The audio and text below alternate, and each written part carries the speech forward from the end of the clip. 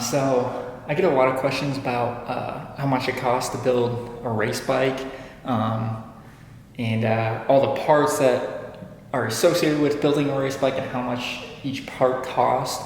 So I figured I'd just make a video on the total cost of the bike, the parts, everything that takes to get a bike like this or build a bike like this. So I created a build sheet with all the parts, the prices of each part, and I'm just going to run through each part and kind of tell you how much everything costs all together. All right, so let's get into it. All right, so right off the bat, we got the race fairings. These are from Moto X Pre-Cambi. I paid $1,800 for these because they were custom made. I gave them an idea as to what I wanted, and this is what they gave me. $1,800. I was gonna make another video about them in the future, my opinion on the fairings, because I got quite a lot to say about these fairings, not in the best way either. All right, so moving on. We have the Leo Vinci full exhaust system, stainless steel, with the headers right there, carbon fiber muffler. That was $1,300. We have a Graves Racing seat pad, $104. Tank grips, these are $60. Driven Racing fuel cap, that was $160. The Driven 520 chain and sprocket kit, that was $150. Or I'm sorry, $154. We have the Light Tech chain adjusters. Those were $232. Brembo Frontmaster cylinder with the mounting kit and the brake reservoir. It was $353 for that. So with my OCD ass, I got a Brembo clutch lever. This was $150. Way overkill. You do not need to spend this much on a clutch lever. I just wanted it to match the master cylinder. We have a Milwaukee triple tree clamp right here. This thing is freaking sick. It looks so good. That was $280. We have if it focuses, I'm gonna butcher this name, a Kosaroto triple tree nut. That was $14, just an aesthetic mod. We have the RNG tank guards, or tank sliders. Those were $120. Domino grips, these things are freaking awesome. These are just $25 for these. TWM brake lever adjuster, this is $104. I have a zip tie right here because I like it right on this setting. You have a APX button pod. It is keyless, so all you do, push that, starts right up, and then just crank it. Pretty sick. That was $220. Domino throttle body kit with the throttle lines. That was $167. We have a Gillies brake lever guard. That was $115 for that. We have the beautiful Olin's TTX rear shock. That was $1,500. We have an Olin steering dampener mount right here. So I bought the mount right there separately, as well as the Graves mount. You can kind of see it in there. I'll show you this side. It mounts to the fork right here. So for this entire Olin steering dampener setup, I paid $980 because originally I bought the one that goes right here. It was like $680 for this, but then I ended up buying this mount separately, as well as the Graves mount separately, and it ended up being $980, which was way overkill. So we got the Samco hose radiator kit. So all this blue, these blue lines, that's part of the Samco hose radiator kit. Get another view of it right there. We have the Heel Tech gear indicator right there. That was $110. I'm sorry, $120 for the Heel Tech gear indicator. I got the GB Racing protection kit. So it was the full-on kit. Comes with the frame sliders, the engine case covers, the shark fin, and the swing arm spools. Here's the other side.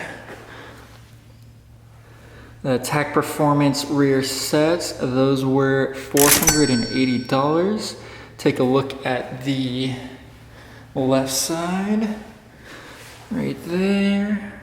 Super nice rear sets, quality is super, super nice. I do think those are well worth the price. As well as the Attack Performance clip-ons right here. We got those.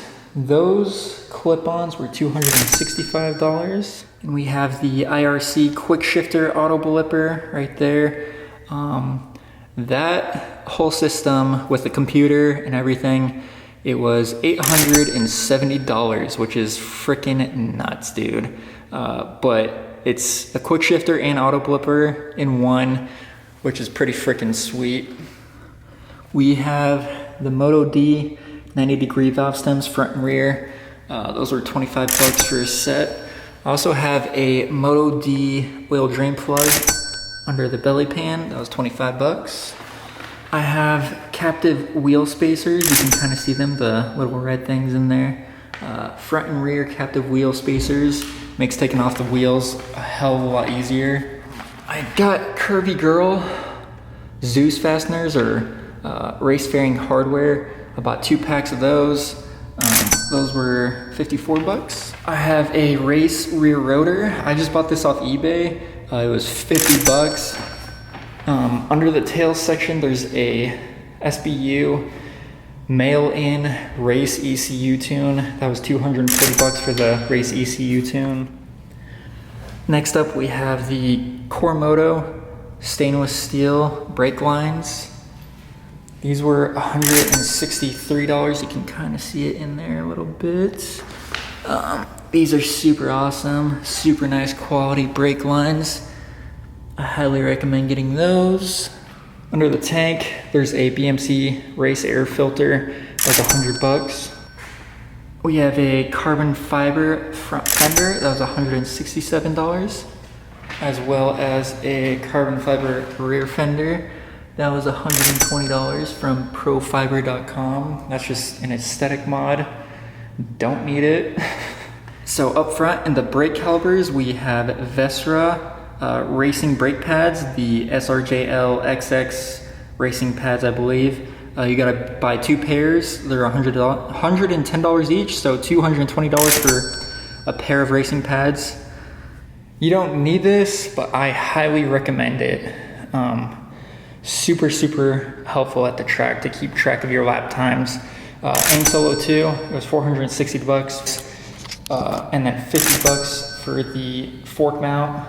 Super, super cool setup. Highly recommend it. So I hope you guys can see it in there. It is a RNG radiator guard. You can kind of see it right there. That was $72. So inside the tank, there's fuel tank foam. I bought 2 packs of fuel tank foam. It ended up being like $36. It just helps with the sloshing around of the gas in the tank when you're making quick corners or quick turns on the track. That the weight of the gas doesn't throw you off when you're on the track. I have a zero gravity windscreen on here. That was $100. And now I did put the Dunlop slicks in the price of this because tires, in my opinion, are a huge factor into having a good race bike at the track. Huge upgrade, one of the best upgrades you could ever do to your bike, in my opinion, other than the suspension.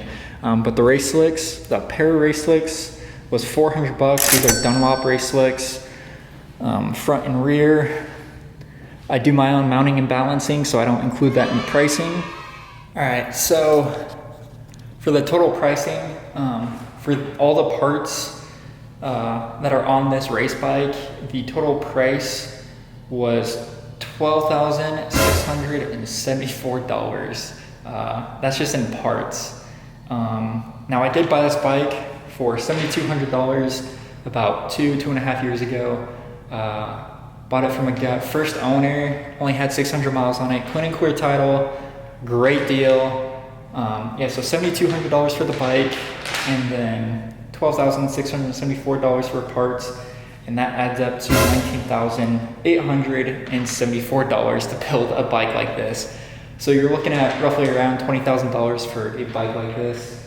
My bike's only like 90% done. It's not completely done. If I was to finish it, I would, add the Olin's front fork inserts, the Nix 30s, that's $1,300. An upgraded slipper clutch, that's $600, and the Brembo T-Drive rotors, which is $600. And that would bring the total price to $22,474. But in my opinion, that would make this bike pretty much complete.